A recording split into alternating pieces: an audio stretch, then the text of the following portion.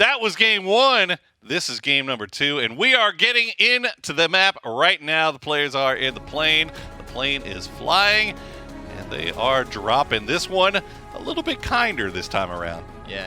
And along with the point that Toffee's ended on, looking at 22 versus Veritas, 22, I really think that they only left the hot drop because of the plane path. It was so down towards the south. We saw the difficulty of Veritas alone getting to apartments building, being chased down by Soniqs a little bit. I expect them to go back towards school, and there it is. It is going to be the hot drop. Neither team is giving up here. We do see a couple other teams rotating around each other, maybe a little bit of Georgia Pole or Gatka, but yes, here is the hot drop. Here it's happening, and Raji is coming up a little late, but he's securing the vehicle, and that is oh so important. Yes, indeed. Self-fulfilling prophecies as 22 and Veritas back in it once again. And now, as Clover was mentioning before we came into this game, it has been mostly Veritas winning these, but at great loss. And yeah, this is an absolutely brutal shift. I mean, I think a lot of people were looking at this thinking it was going to favor Radio Tower. Instead, cutting down to the south, and now everybody on the move. Soniqs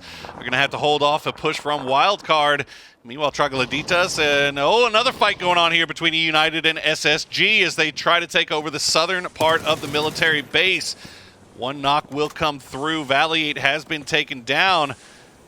Have SSG lost? I think SSG... Yeah, it's a one-for-one trade, but it's not the only trade that's happening here because Wildcard versus Soniqs is also popping off. Wildcard trying to invade this area, but yes, the grenades raining terror. H-Win?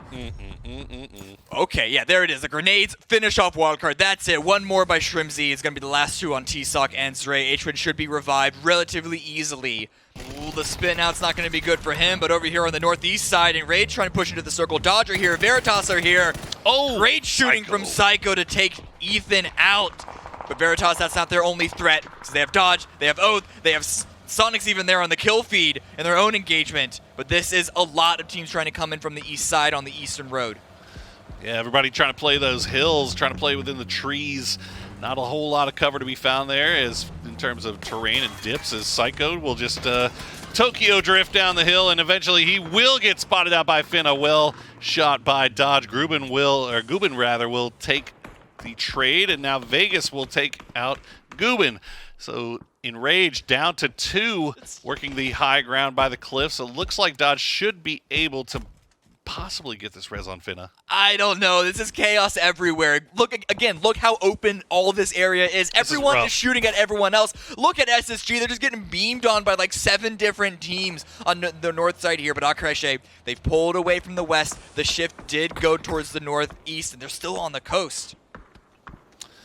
Yeah, Akreshe taking shots in the back from TSM. TSM I think had them pinned down inside the ferry just moments ago, but Akreshe able to hop in those vehicles into the UAZs and make a rotation for themselves. Gonna spot out guys from range, but Penta is the one you got to worry about. He's up close and personal with these grenades. Gonna do some damage on the Brucho. The next one comes through. Will not find the knock, but SSG also has been taken out while this thing plays itself out. On the and one. Trying to see if he can find an angle onto Penta. The grenades come through, not going to find the damage, but Purdy Curdy has also been taken down. So Penta a little bit on an island here. Nice shots coming through onto V8Z. Yeah, but not enough to get the knock. They got to find some way to open this can of tuna up. Purdy Curdy could potentially get revived, but it will depend on Penta controlling the potential aggression from Akrechi. He gets flashed, forced to prone down. Alo, good shots, but again, there it is. Finally, they get a knock. That could be the opening that Penta needs, or even Alo to get the revive onto Purdy, but a nice peek by Bruxo. Wow, okay, Brucho gonna win that one as looks like Alo will try to go for the res onto Purdy Curdy. Will get it for the time being, so we'll see if they can protect their fallen teammate as V8Z going to go for the res onto and one. Look at Hikerman out there in the distance, trolling up from the coast. Yeah, this could be bad for either of these two teams. CSM should be completely unawares of this. Absolutely. I mean, this is Gaskins. This is the team that was kind of posted up on the north side earlier, and he's going to find Penta. That's bad news bears as he will flush that kill, steal it away. And now Akreshe has been taken out from behind by Soniqs. Down to just 1. I think it's just Kaijin who's holding the rest of Soniqs at bay by himself. Hikerman gets spotted out by Sparking, and that will do it for Gas Cans as we are losing them left and right here, Cam. Akreshe just got annihilated by the Soniqs. So TSM survive one more placement. But, I mean, look at Soniqs' position. They know that there's more people here. They know that there's more kills to get, and they still have 4 up. Already 8 kills. The circle doesn't go on to them because they're on the coast, naturally. 22 know that they need to get rid of EU United. EU United know that they don't have any option but to wait for 22 to come into the area. So, really, it is going to be when are 22 going to push? The circle should be closing in on them relatively soon, but on the west side, these teams have to move so much further. Shinboy got knocked, Latin Dominus, well-timed approach onto this, and Honey Badger just going to leave. Understands it's such a unbearable situation here. Shinboy gets finished. It's just a solo, but where can he go? Running out in the open. It's going to be rough for Badger here as he has been spotted. Latin Dominus playing that very, very methodically, leaving Pippa behind as the rest of the team made that rotation. A second Poonage peeked his head. Pippa was on top of it. Good shooting from him. Fisher will find Badger, and that will do it for Dignitas. 303, meanwhile, pushing in to the last 2 members of Enrage and cleaning that up with ruthless efficiency. Utility in play here in the 22 EU United Snuggle Nest. Counter utility from EU United is going to be coming out. They're actually, I think they're leaving the interior. They're trying to juke 22. They're able to get on the outside. The problem is your 3 should have a line of sight onto their position if they're not too distracted by Latin Dominus. That's why EU United are flooding over the top side of this rock. Yeah, Trogloditas were taking shots at the backside of 22 here just moments ago. And you can see the damage has been done onto 22 as now E United will take the top of the hill. If they can clean this up, if they can do it quickly, that'll be huge. But 303, as you said, in perfect position. And just like that, E United gets taken down.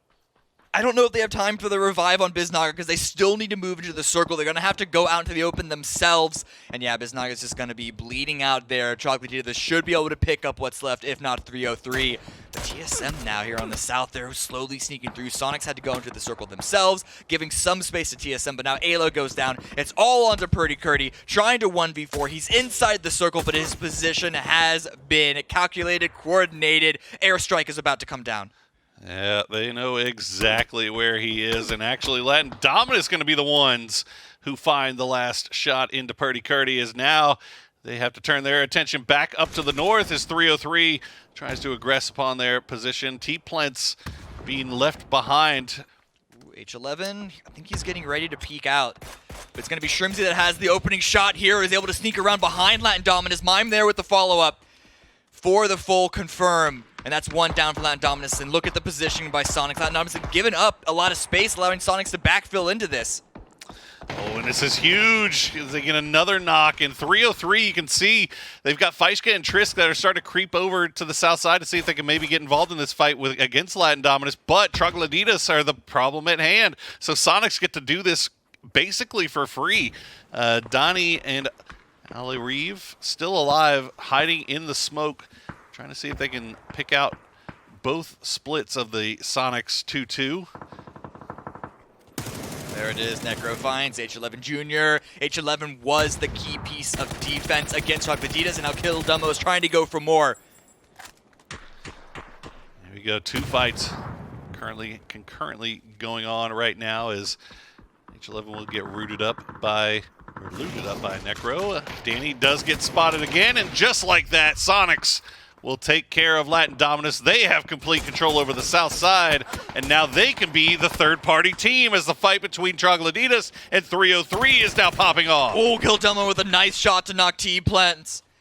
He has Necro down. It's going to be a 2-on-2, but not execs with a great angle from the high ground. Is going to finish T-Plants off. They have 10 kills right now, and they are going for the revive. 303 with just 2 remaining, trying to stabilize their position. But as you mentioned, Soniqs have been lurking this entire time, still slowly moving forward, gathering up their position, and waiting to finish this game off.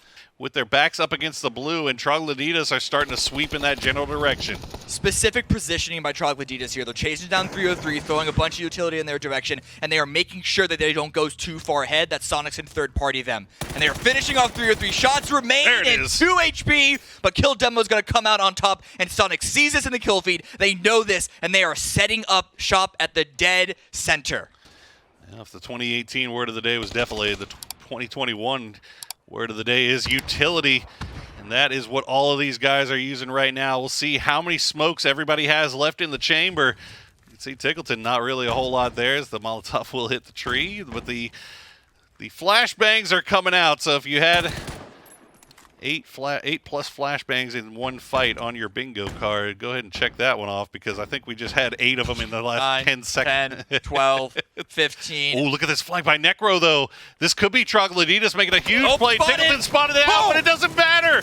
Big shots from Necro get the knock on a Tig, and then we'll flush it out as well. Necro down to about 12 HP, but Kill Demo is going to push through. Shrimsy has been spotted out. Shrimsy been taken down. Mime now the last one as H-Win. Oh no, H-Win, what a huge flank from him. It was a necessary flank as well. Troglodytes found a small gap, but they took just too long to try and delete them. Mime and H-Win still up. It is all on Necro to try and 1v2, but the angle is there. Soniqs win. It almost looked like Troglodytes would take that away, but it is going to be the Soniqs out on top in game number 2. 16 kills as well for the defending PGIS World Champions. Respect my mind, no die from last child. I pray my dick get big as the Apple Tower, so I can fuck the world for 72 hours. Goddamn, I feel amazing. Damn, I'm in the matrix. My mind is living on cloud 9, and this 9 is never on vacation. Start up that mind.